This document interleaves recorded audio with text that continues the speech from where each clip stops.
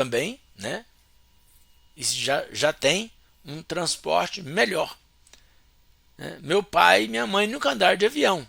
Eu andei aos 40.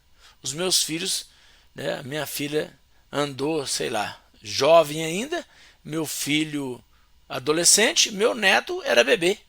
Olha, para mim isso é importante. Talvez para você não seja, mas na área que você acha que é importante, na área que você acha que é importante, que haja desenvolvimento. Por exemplo, meu pai fumou dos 18 aos 60 anos.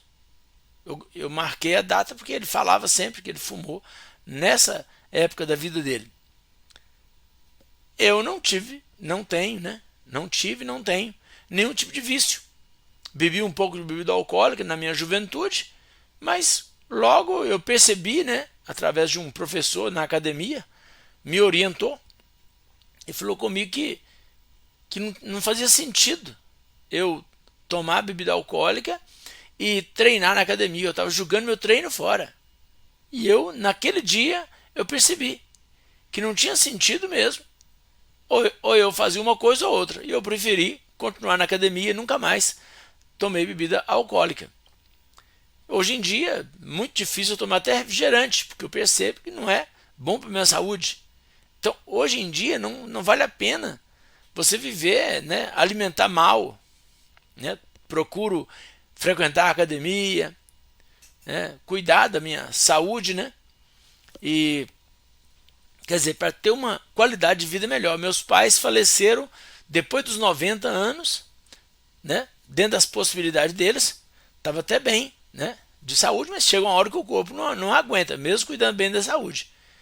Mas tomaram vários medicamentos, tal.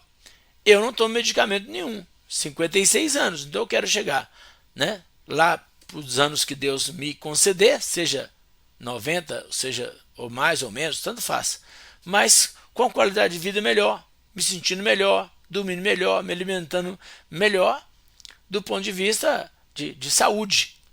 Quer dizer, a cada geração vai melhorando através de conscientização. Então essa série é cuidando da próxima geração. Nós falamos sobre isso por quê? Porque o primeiro ponto nosso lá na primeira, se você for na série, você vai ver lá várias, se você for lá na playlist, aí você vai clicar na série Cuidando da Próxima Geração, você vai ver que tem lá várias lives. A primeira, eu falei isso quando o casamento dos pais não inspiram. Então, a maioria, não sei se é a maioria, né? Uma boa parte dos casamentos não inspiram novos casamentos. Por isso que nós estamos vivendo um fenômeno em que os jovens estão adiando cada dia mais o casamento.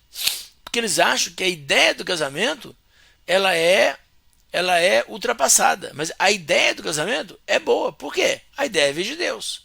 Então qual que é o problema? O problema é que as pessoas não se preparam para o casamento.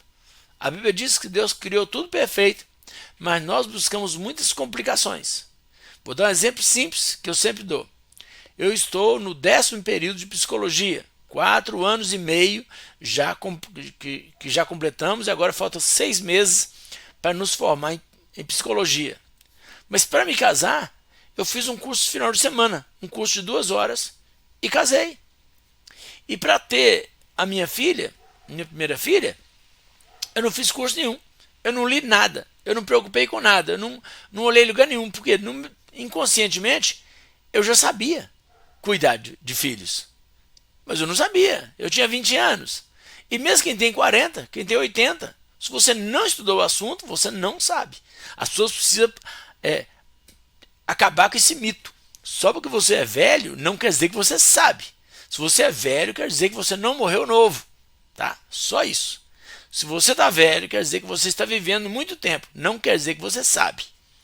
Não quer dizer também que quem tem 40, 50 anos de casamento tem um casamento bem sucedido. Talvez você é pirracento, você é teimoso e você não aceita o divórcio, você não pede divórcio, não aceita o divórcio, mas também não é feliz no seu casamento. Não estou falando para você divorciar, não. Estou falando no ponto de vista de conhecimento. Porque a Bíblia diz assim, ó, o meu povo está sendo destruído porque falta conhecimento. Então por que muitos jovens não querem casar?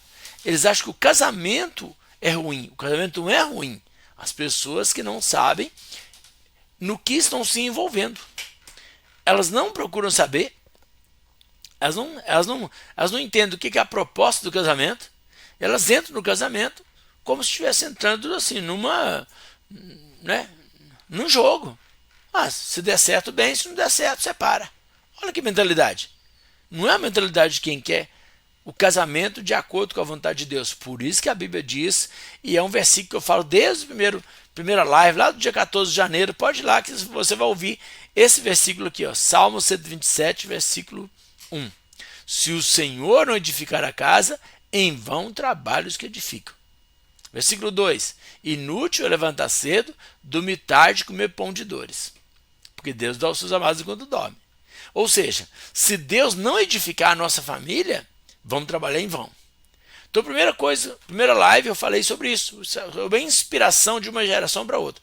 Nas outras lives, eu não sei quantas lives que eu gastei para cada tema, mas as outras eu falei o seguinte: um problema sério é quando as famílias não cultivam a cultura da honra. Por que hoje vivemos uma fase em que os idosos estão abandonados? Os idosos estão maltratados. Os idosos estão sendo tratados igual bicho de estimação. Por quê? Aqui no canal também tem várias lives sobre isso e tem vídeos também sobre isso. Criança no iPad, criança invisível. Por quê? Porque os idosos de hoje são os adultos de 30, 40 anos atrás. Os adultos de hoje são as crianças de 30, 40 anos atrás, ou 50, como no meu caso, né? Então, do jeito que essas crianças foram tratadas, de forma indiferente, de forma grosseira, de forma áspera, de forma hostil, cresceram e se tornaram adultos ásperos, adultos hostis, adultos grosseiros, adultos cruéis, que agora vão cuidar dos idosos que eram grosseiros, que eram hostis e agora estão dependendo dos filhos, dependendo da família. E aí nós percebemos o quê? O que a pessoa plantou quando era adulta, agora ela colhe quando está idosa. Por quê? Porque ela não cuidou da sua criança e agora ela tem adultos que maltratam. Gente, eu não quero aqui, né, entristecer ninguém, não quero aqui, né, julgar ninguém, apontar o dedo. Quem sou eu para fazer isso? Só estou fazendo uma observação de uma pessoa que, né, afinal de contas, já tem 56 anos, muita experiência de vida, tem 2 filhos adultos, tem 2 netos, tem assim uma experiência em conviver com muitas pessoas e uma família muito grande, né? Meus pais faleceram, como eu disse aqui no começo, faleceram depois dos 90 e nós os filhos e genros e noras e os sobrinhos, os netos, né? A família no geral, cada um contribuiu do jeito que pôde, do jeito que deu conta, do jeito que percebeu, né? E nós cuidamos dos nossos pais até que eles faleceram. E cada um de nós, no seu tempo, vai caminhar para esse final de vida. Então a gente precisa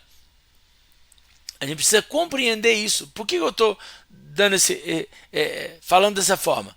Porque as pessoas, se as pessoas que têm criança hoje não cuidar bem dessas crianças, se tornarão adultos doentes, adultos grosseiros, adultos hostis, que vão maltratar muitas pessoas, especialmente os próprios pais, os próprios avós.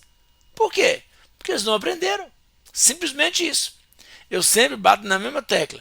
Nós somos uma espécie que nasce totalmente dependente dos nossos cuidadores, sejam os genitores ou não. Então, se a gente não aprender com os nossos cuidadores, a gente fica sem aprender. Muitos pais reclamam comigo na igreja assim, ó, não exatamente os membros, né? Mas por eu ser pastor, quando a pessoa fica sabendo, ela faz comentários desse tipo. Meus filhos não conversam comigo. Meus filhos não são meus amigos. Meus filhos adultos, casados, não me visitam. A responsabilidade de quem? Dos pais. Como que os filhos vão aprender a visitar os pais? Quando, desde criança, eles ouvem essa importância.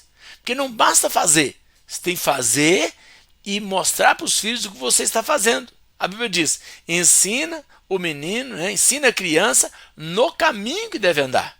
Os meus filhos iam comigo cuidar dos meus pais, os meus filhos me acompanhavam, não é todas as vezes não, uma vez ou outra. Meus filhos me acompanhavam para levar meus pais para fazer exame. Meus filhos me acompanhavam para almoçar com meus pais. Meus filhos me acompanhavam para aferir a pressão dos meus pais. Meus filhos me acompanhavam para buscar exame médico dos meus pais. Né? Antigamente a gente buscava o exame, não era por e-mail, igual agora. Meus filhos me acompanhavam no dia a dia com meus pais. O que eu estava ensinando para eles? Como que eu gostaria de ser cuidado daqui a algumas décadas. É isso que eu estava mostrando para eles. De forma inconsciente, é claro.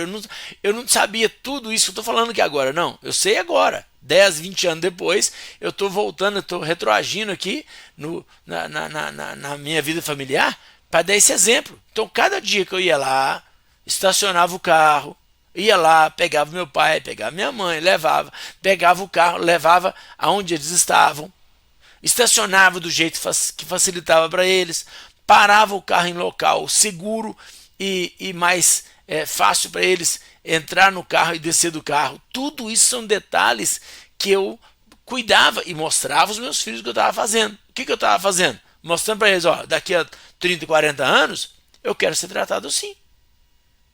É assim que a gente faz. Por quê? Há 30, 40 não, né? Há 30, há 20, há poucos anos atrás, eu tratei deles, tratei assim, no tratamento, né? Não é tratar de comida não. Proporcionei para eles o melhor ambiente que nós podíamos na época, eu e minha esposa, para que eles crescessem crianças, adolescentes e jovens saudáveis fisicamente, mentalmente e espiritualmente. Então tudo isso é uma construção. Sempre foi estabelecido um diálogo muito franco e aberto dentro da minha casa. Por quê? Porque é assim que a gente quer que as coisas a gente quer que as coisas aconteçam. Então essa é a ideia. O diálogo sempre, né?